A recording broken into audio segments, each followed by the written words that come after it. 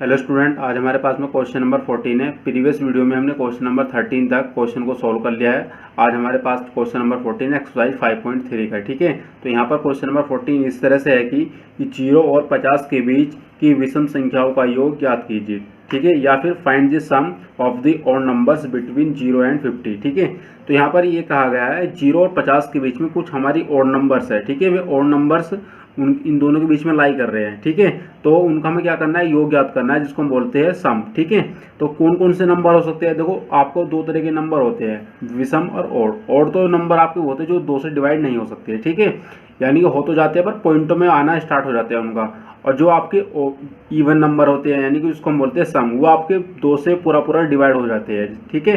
तो पहले हम बात कर रहे हैं विषम की। तो विषम संख्या आपकी कौन कौन से 0 और 50 के बीच में, तो यहाँ पर हम लिखते हैं सॉल्यूशन। और जो हमारे पास में नंबर है वो कौन कौन से हैं, 1 3 5 7 डॉट डॉट डॉट, और ये ऐसे ही चलता जाएगा कहाँ तक, 47 49, ठीक है। क्योंकि देखो 50 तो आपका क्या है, इवन नंबर यानी कि सम संख्या है। तो इस तरह से हमारे पास में जितने भी नंबर है ये हमारे क्या है, सब हमारे है ये विषम संख्या, जिसको हम बोलते हैं ऑड नंबर्स, ठीक है।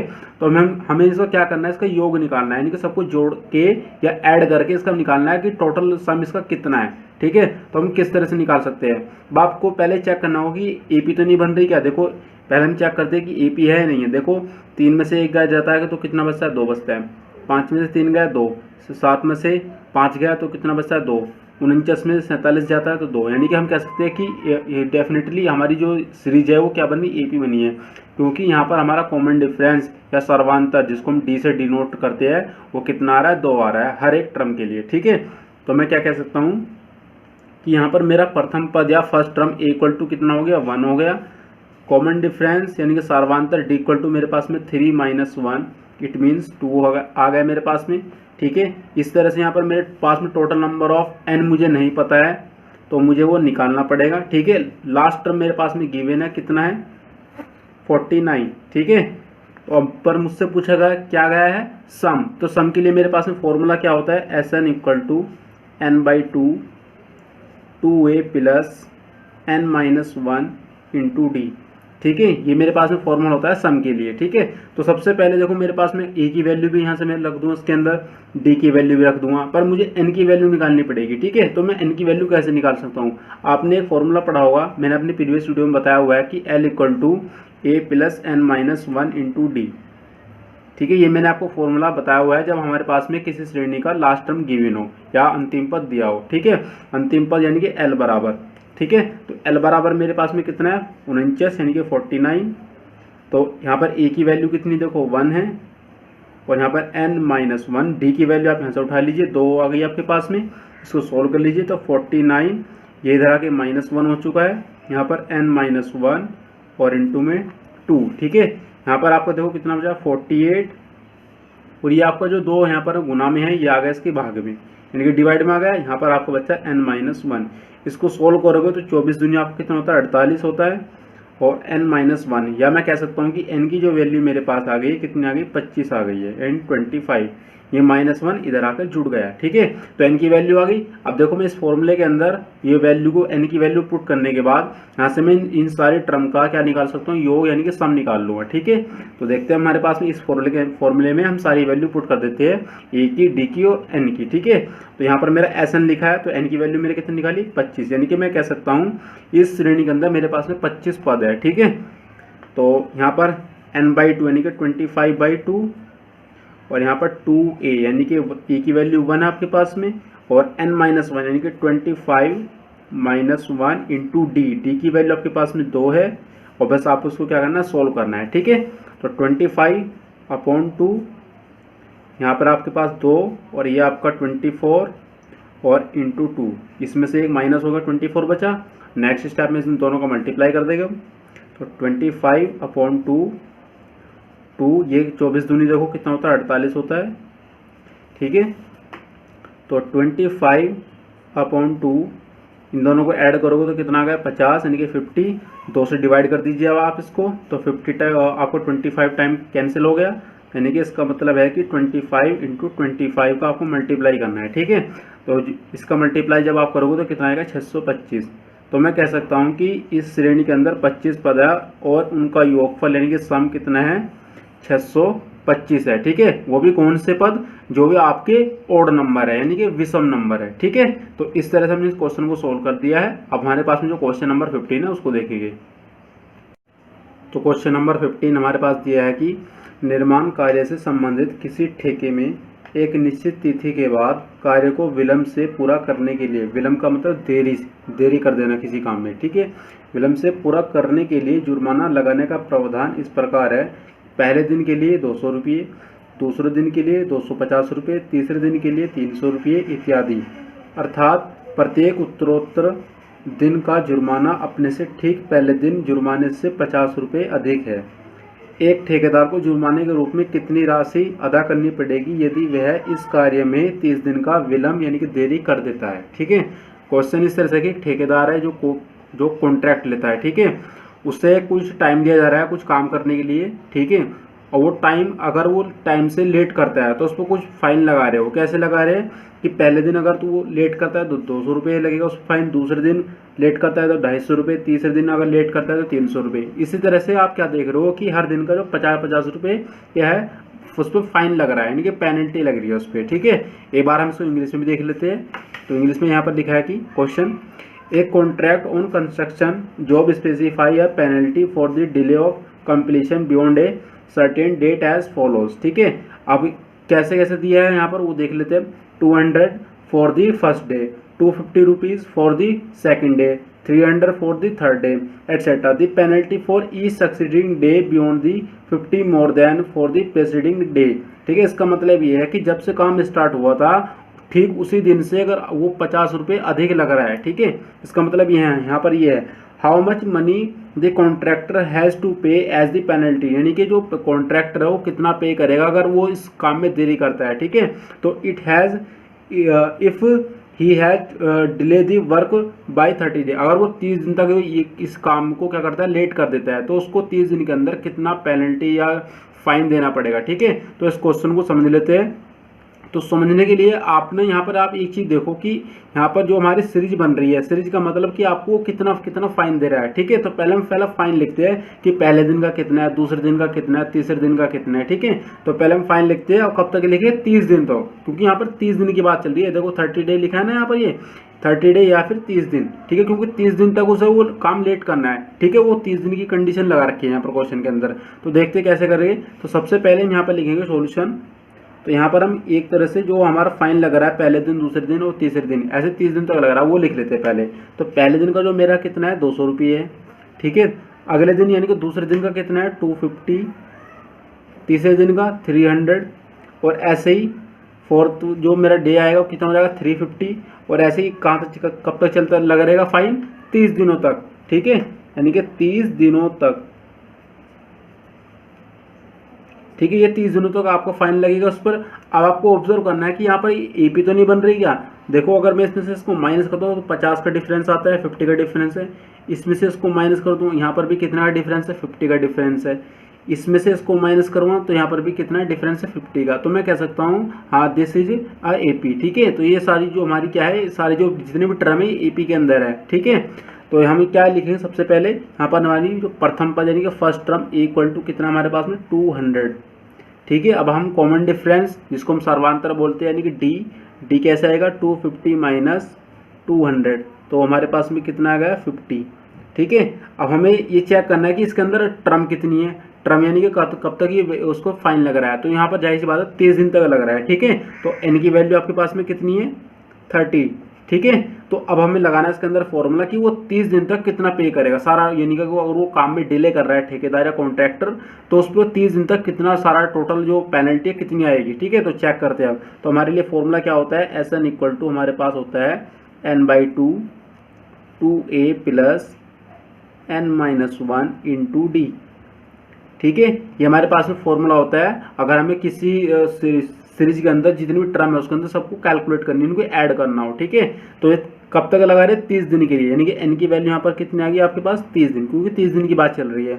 यहाँ पर भी एन की वैल्यू कितनी आ जाएगी 30 और अपॉन 2 इंटू ए की वैल्यू आपके पास देखो कितनी 200 और यहाँ पर n-1 यानी कि 30 - 1 डी की वैल्यू आपके पास में कितना है 50, और आपको क्या करना है, इसको सिंप्लीफाई करना है। ठीक है, तो सिंप्लीफाई कर लेते हैं सबसे पहले इसको। तो यहाँ पर आपको 15 हो गया यानी कि 15, ये आपका कितना हो गया 400 यानी कि 400, यहाँ पर आपका बचता है 29 और ये आपका 50। ठीक है, अब इसको हम सोल्व कर लेते हैं, देखते हैं हमारे पास में वैल्यू क्या क्या आने वाली है। हम नेक्स्ट पेज पर आते हैं। तो नेक्स्ट पेज पे हमारे पास में यहाँ पर चल रहा है हमारा S30, यहाँ पर हमारा 50 था और अंदर हमारे पास था 400 और यहाँ पर हमारे पास था 29 और 50। ठीक है, अब इनकी हमें पहले क्या करनी है, मल्टीप्लाई करनी है। तो देखते हैं हमारे पास में वैल्यू क्या क्या आने वाली है। तो यहाँ पर लिखते हैं कि 15 और यहाँ पर 400, इसका मल्टीप्लाई कीजिए आप 5 का 9 में कीजिए, पानी में कितना होता है आपको 45 होता है। ठीक है, क्या कैरी आप पानी 45 होता है आपका, कैरी आपको चला गया 4। ठीक है, 5 दूनी 10 और 4 कितना हो गया 14 यानी कि 40, और ये आपका जो जीरो बचा है जीरो लगा दीजिए आप, यानी कि 1450 और प्लस 400। इनको जब ऐड करोगे आप तो देखते हैं हमारे पास में कितना आने वाला है। जीरो और जीरो देखो, जीरो होता है 5 और जीरो आपका 5 होता है, 4 और 4 8 और 1 यानी कि 1800 कितना आ गया 50 आ गया। और जब आप इसका 15 का मल्टीप्लाई करोगे इसके साथ में तो आएगा आपका 27,750। ये आपकी पेनल्टी है 30 दिन तक उस कॉन्ट्रैक्टर पर। ठीक है, अगर वो इस काम को लेट से करता है 30 दिन के लिए, ठीक है, तो वो उतना फाइन पे करना पड़ेगा उसे। तो स्टूडेंट हमारे पास में क्वेश्चन नंबर 16 यहाँ पर लिखा है कि किसी स्कूल के विद्यार्थियों को उनके समग्र शैक्षिक प्रदर्शन के लिए 7 नगद पुरस्कार देने के लिए 700 रुपये की राशि रखी गई है। ठीक है, यानी कि 7 पुरस्कार है, उनका जो प्राइस कितना है 700 रुपये है। ठीक है, तो अब आगे देखते क्या लिखा है। यदि प्रत्येक पुरस्कार अपने से ठीक पहले पुरस्कार से 20 रुपये कम है। ठीक है, जैसे मान चलो मैं एक प्राइस जो है 100 रुपये का है और उससे जो पहले वाला था वो 80 रुपये का है। ठीक है, यानी कि 20 रुपये कम हो गया। और ऐसे ही आगे कंडीशन देखते हैं अब क्या लिखा है। तो प्रत्येक पुरस्कार का मान ज्ञात करना है। ठीक है, क्वेश्चन आप समझिए अच्छे से कि यहाँ पर आपके 7 प्राइज है, उनका टोटल प्राइस कितना है 700 रुपये, और एक कंडीशन दी है कि यदि प्रत्येक पुरस्कार अपने से ठीक पहले पुरस्कार से 20 रुपये कम हो तो प्रत्येक पुरस्कार का मान ज्ञात करना है। ठीक है, आगे देखते हैं इंग्लिश में क्या लिखा है। A sum of 700 is to be use to give 7 cash prize to students of a school for their overall academic performance. ठीक है, if each prize is 20 rupees less than its preceding prize, यानी कि पहले वाले price से। ठीक है, find the value of each of the prizes. ठीक है, हमें प्रत्येक जो प्राइजेस है ना उसका हमें क्या निकालना है, उसका वैल्यू निकालना है कि वो कितने रुपए का प्राइस है। ठीक है, ये हर एक का यानी कि 7 के 7 निकालने हैं। देखो आपके पास में टोटल नंबर ऑफ आपके जो प्राइस है कितने 7 है, तो मैं कह सकता हूँ आपके पास में n की वैल्यू गिवन है। ठीक है, तो हम यहाँ पर इसको सोल्व करते हैं अब। तो सबसे पहले सोल्यूशन, तो हमारे पास में जो नंबर ऑफ हमारे पास प्राइस है वो कितना है n है, यानी कि n की वैल्यू मेरे पास में कितनी आ गई 7 आ गई। ठीक है, इस तरह से हमारे पास में जो हमारे पास में 7 क्या है हमारे पास में प्राइस है, उनका टोटल कितना है मेरे पास में 700 रुपये, यानी कि 700 रुपीज़। ये लिखा ना, sum of 700 is to be use to give 7 cash prize to a student of a school for their academic performance. ठीक है, तो ये हमारा कितना है S7 है, यानी कि 7 प्राइस का कितना है सम है, ये हमारे पास में कितना है 700। ठीक है, अब हमारे पास में एक कंडीशन और दी है कि यहाँ पर आपका जो if each price is 20 rupees less then, यानी कि हर एक जो आपका प्राइस है वो अपने पहले वाले प्राइस से 20 कम है, यानी कि हर एक प्राइस के लिए कंडीशन अप्लाई हो रही है वो। तो मैं कह सकता हूँ कि यहाँ पर डी की वैल्यू आपके पास में कितनी है -20 है।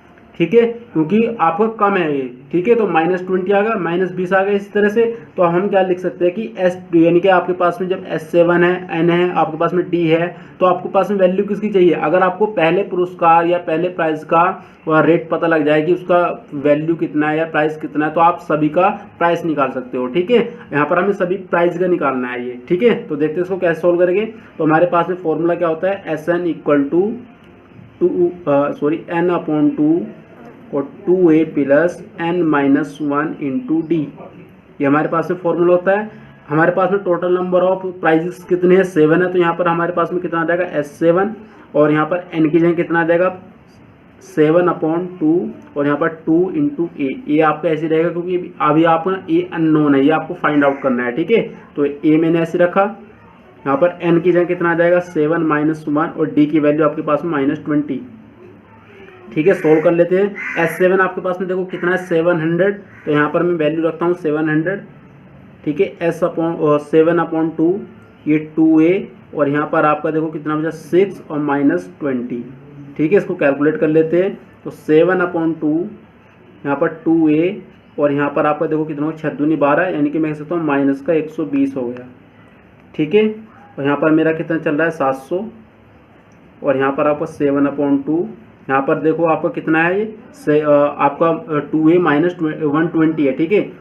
तो आप ऐसा कीजिए, जो आपका 2 है इसका आप 2 का मल्टीप्लाई इधर कर दीजिए, ठीक है। तो देखते हैं हमारे पास में वैल्यू क्या कहने वाली है। इसका मैं मल्टीप्लाई कर रहा हूँ इधर, तो यहाँ पर देखो मेरा 2 हो गया यहाँ पर मल्टीप्लाई में, और यहाँ पर मेरा 2a -120, ठीक है। इसका मल्टीप्लाई यहाँ करूँगा तो कितना हो जाएगा 1400, ठीक है। और यहाँ पर आपका देखो कितना बचा 2a -120, ठीक है। देखो 7 से डिवाइड हो जाएगा 2 टाइम्स, ठीक है, यानी कि कितना आ गया 7 दूनी 14, यानी कि 200 आ गया।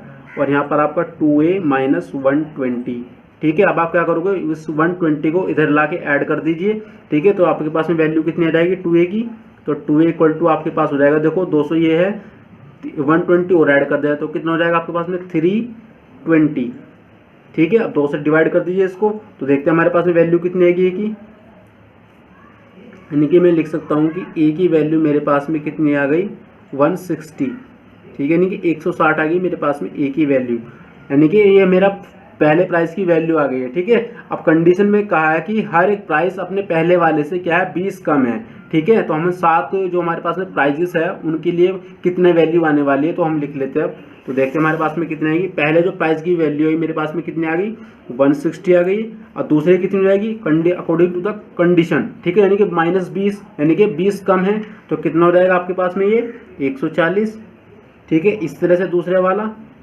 120, इस तरह से ये 100, ये आपका 80, और ये आपका कितना हो जाएगा 60, और ये आपका 40, ठीक है। देखो हमारे पास में कितने प्राइस हो गए 1 2 3 4 5 6 7, यानी कि 7 प्राइस हमारे पास में आ चुके हैं। तो यानी कि 7 प्राइस का जो हमारी जो वैल्यू है वो कितनी है 160 140 120 180 60 एंड 40, ठीक है।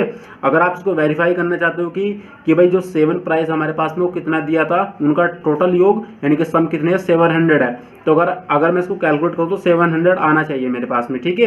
देखो आप इनको ऐड कीजिए, ये कितना हो गया आपका 300 हो गया, और साथ में इसको भी ऐड कर दीजिए, तो 300 और 120 यानी कि कितना हो गया 420, और उसमें 100 ऐड और कीजिए तो कितना होगा 520 हो गया, ठीक है। और उसमें 80 ऐड कीजिए, कितना हो गया आपका हो गया 600, और आपका 100 और ऐड कर दीजिए 60 और 40, ठीक है। तो यानी कितना होगा 700, ठीक है। तो इस तरह आप वेरीफाई कर सकते हो। अगर आप इस तरह से वेरीफाई नहीं करना चाहते, फॉर्मूले से वेरीफाई करना चाहते हो, तो फॉर्मूला भी लगा सकते हो आप इसमें। देखो इस तरह से Sn = n/2 2a + n-1 × d, ठीक है। ये वेरिफिकेशन बता रहा हूँ मैं आपको, सत्यापन, ठीक है, वेरिफिकेशन। देखो अब यहाँ पर जो भी वैल्यू आपके पास में लिखी है उनको लिख लीजिए। a की वैल्यू 160 आपके पास में, ठीक है। d की वैल्यू आपके पास में देखो कितनी आ जाएगी, इसमें से इसको माइनस करोगे तो कितना है -20 आएगा, ठीक है। और टोटल टर्म हमारे पास में कितनी है n = 7 है, ठीक है। अब देखते हैं हमारे पास में Sn की वैल्यू कितनी आती है, तो यहाँ पर आपका 7/2, और यहाँ पर 2 × a की वैल्यू 160, और यहाँ पर आपका n की वैल्यू 7 -1 यानी कि 6, और d की वैल्यू आपके पास में -20, ठीक है। तो 7/2 ये आपका कितना हो गया 320, और ये आपका 6 दूनी 12 यानी कि 120, बस इसमें से आपको माइनस कर देना है। तो 7/2 ये आपका कितना बचा है, देखो 0 0 और 2, ठीक है। 2 से इसको डिवाइड कर दीजिए, देखो कितना आया 100, और 100 का मल्टीप्लाई कर दीजिए साथ में, तो कितना आएगा 700, यानी कि जो हमारा आंसर है बिल्कुल सही है, ठीक है। तो इस तरह क्वेश्चन को हम इस तरह सॉल्व कर सकते हैं। अगर आपको वीडियो पसंद आए तो वीडियो को लाइक कीजिए, शेयर कीजिए अपने फ्रेंड के साथ में, और अभी तक आपने हमारा चैनल सब्सक्राइब नहीं किया तो जरूर सब्सक्राइब करें, और साथ में जो बेल आइकन का जो बटन है उसको भी प्रेस करें, जिससे आपको लेटेस्ट वीडियो का नोटिफिकेशन सबसे पहले मिले।